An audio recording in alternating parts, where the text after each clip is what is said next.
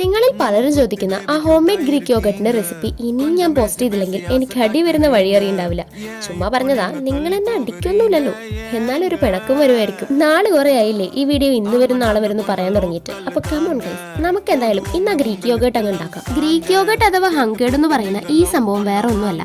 Plain yoghurt stain ചെയ്ത് അതിലെ വേ water എല്ലാം കളഞ്ഞ നല്ല തിക്കായിട്ടുള്ള ഗ്രീക്ക് യോഗട്ട് കിട്ടും. പിന്നെ യോഗട്ടും കേടും തമ്മിൽ ഡിഫറൻസ് ഉണ്ട്. ഇവർ ഒരേ ആൾക്കാരല്ല. കേട് എന്ന് പറയുമ്പോൾ കുറച്ചുകൂടെ ലൂസർ ടെക്സ്ചർ ആയിരിക്കും വിത്ത് മൈൽഡ് ഫ്ലേവർ. യോഗട്ട് കുറച്ചുകൂടെ തിക്കായിരിക്കും, ഒരു കസ്റ്റർഡ് ലൈക്ക് കൺസിസ്റ്റൻസി ആൻഡ് ഒരു ടാങ്കി ടേസ്റ്റ് ആയിരിക്കും. ഇവിടെ വീട്ടിലെ യോഗട്ട് ആക്കുന്നത് ചെറുചൂടുള്ള പാലിലേക്ക് 2 സ്പൂൺ ക്രംബെറിന്റെ യോഗട്ട് ചേർത്ത് വാം ആയിട്ടുള്ള പ്ലേസിൽ ഒരു 8 hours ഫെർമെന്റേഷൻ വെക്കും. അപ്പൊ നല്ല അടിപൊളി യോഗട്ട് കിട്ടും. ഇവിടെ നിന്നില്ല.